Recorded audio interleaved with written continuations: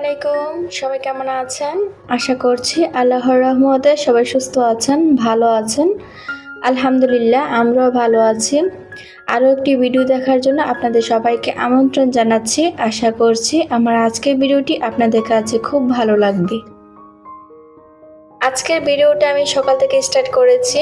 আর সকালে এখানে আমি রান্না করে নিচ্ছি ফ্রাইড রাইস। আর ফ্রাইড রাইস রান্না করার জন্য আমি এখানে বিভিন্ন রকম সবজি অ্যাড করে দিয়েছি, তার সাথে একটা ডিম অ্যাড করে দিয়েছি। আমি কিন্তু এরকম ডিটেলসে সব কিছু বলতেছি না, কারণ সবাই কম বেশি পারেন। তো আমি একটু এখানে শুধু শেয়ার করতেছি, এতটুকু জাস্ট, আর কোনো কিছুই না।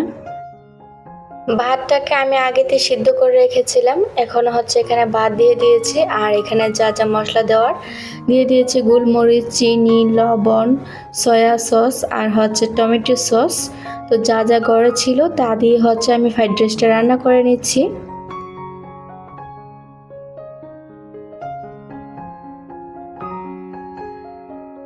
সকালে কিন্তু আর কোনো কিছুই রান্না করব না, এই তো ফ্রাইড রাইস রান্না করে নিয়েছি। আর এটা খেতে কিন্তু খুব মজা লাগে, আমার বাচ্চারা অনেক পছন্দ করে, যার কারণে আমি ফাঁকিবাজি শর্টকাট নাস্তাটা বানিয়ে নিয়েছি, রান্নাটা করে নিয়েছি। তো এই তো অলরেডি আমার ফ্রাইড রাইস রান্নাটা হয়ে গিয়েছে। কেমন হয়েছে অবশ্যই কমেন্ট করে জানাবেন। আর এখানে কিন্তু সব ধরনের সবজি পড়ার কারণে ফ্রাইড রাইসটা খেতেও খুব মজা হয়েছে। তো প্রথমে আমি খেয়ে নিচ্ছি অল্প কয়টা, তারপরে ওরা খেয়ে তারপরে ওদের মাদ্রাসায় চলে যাবে। তারপর আমি বাকি কাজগুলো করে নেব। এখানে আমি একটা বেডশিট এনেছিলাম, তো সেটাই আপনাদের সাথে আজ শেয়ার করব। তো এটা আনার পরে এখনো আমি এটার মধ্যে হাত দিইনি, তো আজকে নামিয়েছি আলমারি থেকে। আর এনেছি 2-3 দিন হবে। তো এখন আমি এই যে বালিশের কভারগুলো আছে এগুলো কিন্তু বানাইনি, তো এটা যেহেতু গজ কাপড় থেকে কেটে নিয়ে আসছি, তো এটা এখন কেটে বানিয়ে নেব। চলে আসলাম মেশিনে। তো এখন আমি বালিশের কভারগুলো বানিয়ে নিচ্ছি। আর কভারগুলো বানানোর জন্য কিন্তু আমি এখানে 1 গজ কাপড় নিয়েছি। 1 গজ কাপড় দিয়ে কিন্তু 2টা বালিশের কভার হয়, তবে আমি নিজে বানাই, যার কারণে 1 গজ কাপড় থেকে কিন্তু অল্প একটু কাপড় বেশি থাকে। তো সেই কাপড়টা দিয়ে আমি একটা ছোট্ট কভার বানিয়ে নিই। তো সেই কভারটা আমি কিভাবে বানাবো অবশ্যই আপনাদের সাথে আজকে শেয়ার করব, তবে বানানোর ডিটেলস শেয়ার করতে পারবো না, তবে দেখাবো কিভাবে আমি এটা বানিয়ে থাকি। আর এই যে আমি মাপ মতো আমি বালিশের কভারগুলো আগে কেটে নিয়েছি, তারপর আলপিন দিয়ে মেরে তারপর এখন আমি কভারগুলো সেলাই করে নিচ্ছি। তো ফাইনালি আমি 2টা কভারই বানিয়ে নিয়েছি। এখন আমি বেডশিটটাকে বিছিয়ে দেব। আর তার নিচে আমি একটা কাঁথা বিছিয়ে দিয়েছি। কাঁথা বিছালে কি হয়, বিছানার চাদরটা কিন্তু একদমই নড়ে না, যেভাবে ফেলে রাখবেন সেভাবেই থাকে। আর কাঁথার উপরে কিন্তু চাদরটা অনেক সুন্দর করে বিছানো যায়, যার কারণে আমি একটা কাঁথা বিছিয়ে রেখেছি। এই বেডশিটটা আপনাদের কাছে কেমন লাগলো অবশ্যই কমেন্ট করে জানাবেন। তবে আমি যখন কিনি না তখন আমি বুঝতে পারছিলাম না আসলে কি সবার ভালো লাগবে নাকি। তবে বেডশিট আমার কাছে হোয়াইট কালার সবচেয়ে বেশি ভালো লাগে, আর এমনিতেও হোয়াইট কালার আমার খুবই পছন্দের, যার কারণে আমি এখানে হোয়াইট কালার বেডশিটটা এনেছি। তবে আপনাদের কাছে কেমন লাগলো অবশ্যই কমেন্ট করে জানাবেন। আমার কাছে খুব ভালো লাগবে যদি আপনাদের সুন্দর সুন্দর কমেন্ট পাই। দেখুন আমার বাবাটা মাশাআল্লাহ মায়ের সাথে সাথে কিন্তু কাজ করে, আমি যা করি তাই আমার সাথে করার চেষ্টা করে। তো ওই কিন্তু আমার সাথে সাথে থাকে, ওই আর কোথায় যাবে। আমি যত ছোট্ট একটা রুমের ভিতরে থাকি ওই তো আমার সাথেই থাকবে, ওর তো আর যাওয়ার কোনো রাস্তা নেই। তাই আমি যা করি আমার সাথে সাথেই থাকে আর তাই করে। আর যখন বোনরাও ঘরে আসে তখন ওদের সাথে একটু খেলাধুলা করে, এই এছাড়া আর কোনো কিছু আর করার নেই। যদি বাড়িতে থাকতাম হয়তো বাহির করে যেত বা সবার সাথে খেলাধুলা করতো। বাসার মধ্যে কিন্তু তেমন কোনো কিছুই নেই, বাচ্চারা কিন্তু বাসার মধ্যে একদম বন্দিখানার মধ্যে পড়ে থাকে। তো এই বাচ্চারা কিন্তু খুবই কষ্ট হয়। কথা বলতে বলতে কিন্তু আমি বেডশিটটাকে বিছিয়ে নেওয়ার পর এখন আমি বালিশের কভারগুলো লাগিয়ে নিচ্ছি। আর কভারগুলো দেখুন অনেক সুন্দর করে মাপ মতো কিন্তু হয়েছে। তো মাশাআল্লাহ অনেক সুন্দর করে বানানো হয়েছে। আপনাদের কাছে কেমন লাগলো অবশ্যই কমেন্ট করে জানাবেন। আর এই যে দেখুন ছোট্ট একটা কভার যে আমি বানিয়েছিলাম, এটা হচ্ছে ছোট্ট বালিশের কাভারটা, তো উপর দিয়ে আমি একটু লেস লাগিয়ে দিয়েছি। আর এটা হচ্ছে আমি চেন দিয়ে দিয়েছি, যেহেতু ছোট্ট একটা কাভার। আর এটা থেকে কিন্তু অল্প একটু কাপড় কেটেও ফেলেছি। তো এটা দেখতে খুবই সুন্দর লাগছে, তাই না? তবে বিছানা ওই দুইটা বালিশের সাথে এই ছোট্ট বালিশের কাভারটা একদম মিশ খেয়ে গিয়েছে। হয়তো এটার মধ্যে অন্য কালার লাগালে সবচেয়ে বেশি ভালো হতো। তো এখন যেহেতু বানিয়েছি, তাই হচ্ছে এটাই আমি এই দুইটা বালিশের সাথে রেখে দিলাম। যদি অন্য টেলার্সের কাছে দিয়ে আসতাম, হয়তো ওই টুকরা কাপড়টা আমি পেতাম না। যেহেতু নিজে বানিয়েছি, যার কারণে অল্প একটু কাপড় বেঁচে যাওয়ার পরও এখন আমি সুন্দর মতো বালিশের কাভারটা, ছোট্ট কাভারটা বানিয়ে নিয়েছি।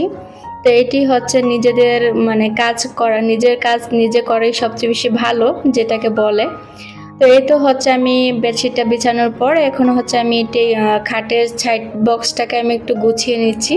এটার মধ্যে প্রচুর পরিমাণ ধুলাবালি পড়েছিল। তো আমার ভিডিওটা এই পর্যন্ত কেউ দেখছেন কি না আমি জানি না। যদি কেউ দেখে থাকেন, লাইক দিতে ভুলে যান। প্লিজ আপুরা একটা লাইক দিয়ে দিবেন। আর আপনি যদি আমার চ্যানেলে নতুন হয়ে থাকেন, চাইলে আমার চ্যানেলটিকে সাবস্ক্রাইব করে রাখতে পারেন। পাশে থাকা বেল অল অপশনে ক্লিক করে রাখবেন, এতে করে আমি যখনই ভিডিও ছাড়বো সাথে সাথে নোটিফিকেশন পেয়ে যাবেন। আর আপনি যদি এই কাজটি আরও আগে করে থাকেন, তাহলে আপনাকে অসংখ্য ধন্যবাদ।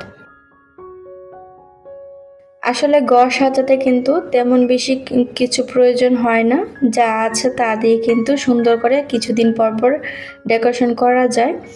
আসলে এটা হচ্ছে আমাদের নিজেদের কাছে। আমার বেডশিটটা যেহেতু হোয়াইট, যার কারণে টেবিলের উপরে একটা হোয়াইট কাপড় দিয়ে দিয়েছি। আর এখানে হচ্ছে আমার গাছটাকে রেখে দিচ্ছি। তো চাদরটার সাথে কিন্তু এটা ম্যাচ হবে। তো আর আমার কাছে কিন্তু বেডশিট কিছুদিন পর পর একটা কিনি। আমার কাছে বেডশিট কেন যেন ভালো লাগে। আর ঘরের সৌন্দর্য একমাত্র বেডশিট। একটা ঘরের মধ্যে যদি বিছানাটা গুছানো থাকে, আর কোনো কিছুই কিন্তু লাগে না। সবার আগেই কিন্তু চোখে বিছানাটা পড়ে। তো ফাইনালি আমি কিন্তু ঘরটাকে গুছিয়ে নিয়েছি। তো ঘরটা গুছানো কেমন হয়েছে অবশ্যই কমেন্ট করে জানাবেন। তো আমার বেডরুমের কিন্তু তেমন কোনো কিছু মাল নেই, আর বেডরুমটা অনেক ছোট, যার কারণে অল্প জিনিস দিয়ে আমি যতটুকু সম্ভব আমি সবসময় গুছিয়ে রাখি। আর এই ঘরটাতে সবসময় এই রুমটা তো আপনাদের সাথে সবসময় শেয়ার করি।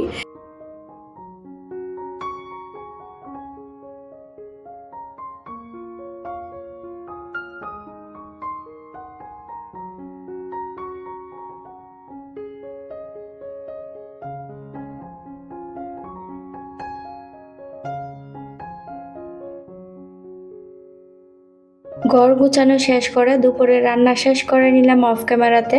খাবার দাবার খেয়ে তারপরে হচ্ছে চলে গিয়েছিলাম বাচ্চাদের জন্য কিছু নাস্তা আনতে। তো আজকে ঘরে বানাতে একদমই ভালো লাগতেছে না, তো যেহেতু বাহিরে গিয়েছি বাচ্চাদের জন্য বাহির থেকে নিয়ে আসলাম। তো কাজ করতে করতে চলুন আমি আমার কিছু মিষ্টি মিষ্টি আপুদের কমেন্ট পড়ে নিই। লাইফস্টাইল অফ আফরোজা আইডি থেকে আপু কমেন্ট করেছেন, আসসালামু আলাইকুম আপু। ওয়ালাইকুম আসসালাম আপু, কেমন আছেন? খিচুড়ি রান্না অসাধারণ হয়েছে আপু, আপনার জন্য দোয়া রইল আপু। থ্যাংক ইউ সো মাচ আপু, এত সুন্দর করে একটা মিষ্টি করে কমেন্ট করার জন্য। তোমার জন্য অনেক দোয়া রইল আপু। নাজমুল হাসান জিসান আইডি থেকে ভাইয়ানা আপু জানি না কমেন্ট করেছেন, আসসালামু আলাইকুম প্রিয় আপু। ওয়ালাইকুম আসসালাম। মাশাল্লাহ, খুব ভালো লাগলো। একা হাতে খিচুড়ি রান্না করে নিলেন আপু, সবজি চিকেন দিয়ে অসাধারণ সুন্দর হয়েছে আপু, মাশাল্লাহ। থ্যাংক ইউ সো মাচ এত সুন্দর করে একটা কমেন্ট করার জন্য। বিডি ব্লগার সুমাইয়া আপু কমেন্ট করেছেন, আপু আমিও 30 জনের রান্না করেছিলাম, বাসায় একা হাতে করেছি, দেখে নিলাম খুব সুন্দর হয়েছে তোমার খিচুড়ি রান্না। থ্যাংক ইউ সো মাচ আপু এত সুন্দর করে মিষ্টি করে একটা কমেন্ট করার জন্য। লাইফ অফ সারা আইডি থেকে আপু কমেন্ট করেছেন, মাশাল্লাহ আপু অনেক সুন্দর হয়েছে খিচুড়ি রান্নাটা, একা হাতে এত মানুষের রান্নাটা খুব কঠিন, আপনি অনেক গুণবতী আপু। থ্যাংক ইউ সো মাচ আপু এত সুন্দর করে মিষ্টি করে একটা কমেন্ট করার জন্য। আসলে আপু গুণবতীর কোনো কিছুই নেই, নিজের সংসারের কাজ যেমনই হোক না কেন নিজেকেই করতে হয়। তো একটু একটু করে করতে করতে সব কিছু শিখে যাই। তো এটি হলো কথা, হারি আমাদের কোনো কিছু আর আসলে না পারার কোনো কিছুই নেই। তো যখনই করতে যাব তখনই একটু একটু করে করতে করতে ভুল হতে হতে সমাধান হয়ে যায় আর কি। বাচ্চাদেরকে খাইয়ে মাদ্রাসায় পাঠিয়ে দিলাম, আর এখানে হচ্ছে আমি একটু কোল্ড কফি বানিয়ে নিচ্ছি, মানে ঝাল খাবার খেয়ে না আমার না কেমন যেন লাগতেছে, তাই হচ্ছে এখানে আমি একটু কফি বানিয়ে নিচ্ছি। ভিডিও শেষে আমি আমার আপুদের কাছে একটা লাইক চেয়ে নিচ্ছি। আশা করছি আপুরা একটা লাইক দিয়ে দিবেন। অনেক আপুদেরকে দেখি অনেক সুন্দর করে একটা কমেন্ট করেন, কিন্তু লাইক দিতে ভুলে যান। হয়তো কমেন্টের শেষে হয়তো লাইকটা দিতে ভুলে যান, তাই হচ্ছে মনে থাকে না। তো প্রথমেই হচ্ছে একটা লাইক দিয়ে সুন্দর করে একটা কমেন্ট করে যাবেন, আশা করি আপনাদের কাছে। এত রাতে অনেক বিড়ালের শব্দ আওয়াজ আসতেছে, হয়তো ভয়েসে বোঝা যাচ্ছে। তো আজকের মতো ভিডিওটা এখানেই শেষ করে দিই। আবার দেখা হবে নতুন কোনো ভিডিওতে। সবাই ভালো থাকবেন, সুস্থ থাকবেন। আল্লাহ হাফেজ। আসসালামু আলাইকুম।